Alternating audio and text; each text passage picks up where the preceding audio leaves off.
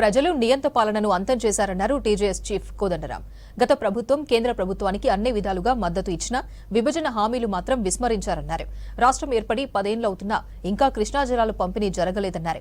కృష్ణా నీరు రాకపోతే తెలంగాణకు తాగునీరు వచ్చే పరిస్థితి లేదన్నారు. ఉద్యోగుల విభజనను పూర్తి చేసేందుకు 10 ఏళ్లలో కేసీఆర్ కు ఇంకా టైం దొరకలేదా అని ప్రశ్నించారు. ఖైరతాబాద్ లో మోక్షగుండం విశ్వేశ్వరయ్య భవన్లో రాష్ట్ర విభజన హామీలు కేంద్ర ప్రభుత్వం వివక్ష అనే అంశాలపై రాష్ట్ర సదస్సుకు కోదండరాం అటెండ్ అయ్యారు.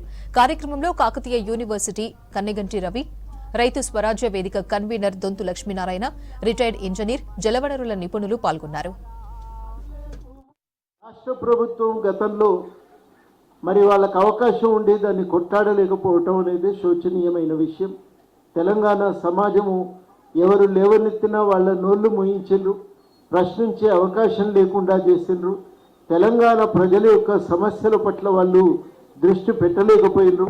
అన్ని విధాలుగా సమస్యలను వాళ్ళు నిర్లక్ష్యం చేయటంతోనే ప్రజలు చివరాఖరికి ఆ ప్రభుత్వాన్ని సాగనంపినరు, నియంత పాలనను అంతం చేసిండ్రు. ఇవాళ చాలా కీలకం ఏమైందంటే ఈ రకంగా ప్రభుత్వం పట్టించుకోలేదు, కేంద్రం పంచిపెట్టలేదు. రెండింటి కారణంగా ఇవాళ ప్రత్యేకంగా సమస్యలు తలెత్తుతూ ఉన్నాయి. ఆ ప్రత్యేకంగా తలెత్తుతున్నటువంటి సమస్యలు ఏంటి అంటే, ఇప్పుడు మనం కృష్ణానది జలాల విషయమే కనుక తీసుకుంటే ఇప్పటి వరకు నీటి పంపిణీ జరగలేదు.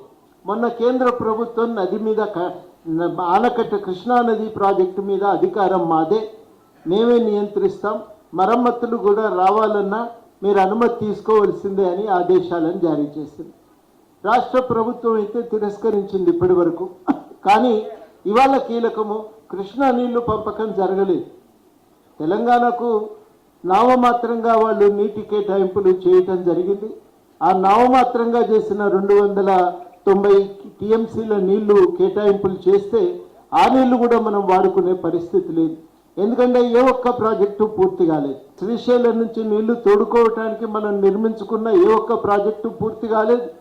ఆ నీళ్లను మనం ఉపయోగించుకునే పరిస్థితి లేకపోగా కొత్తగా చేపట్టినటువంటి రీఇంజనీరింగ్ తర్వాత చేపట్టినటువంటి పాలమూరు రంగారెడ్డి ఎత్తిపోతల పథకం కూడా ఇప్పటికీ ఇంకా అవి పెండింగ్లోనే ఉన్నాయి.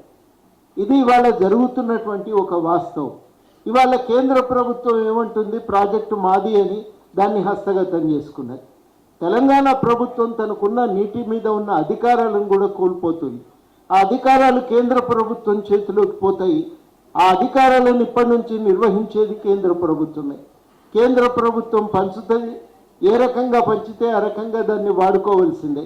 ఆంధ్ర ప్రాంతంలోనేమో నీళ్లు తోడుకోవటానికి కట్టిన ప్రాజెక్టుల విషయంలో అభ్యంతరాలు వాళ్ళు ఇప్పటికి తెలపలేదు. కానీ ఇవాళ అటు ఆంధ్ర ప్రాంతానికి కానీ ఇటు తెలంగాణ ప్రాంతానికి కానీ ప్రాజెక్టు మీద ఉన్న అధికారాన్ని మాత్రం వాళ్ళు సంపూర్ణంగా తీసేసుకున్నారు.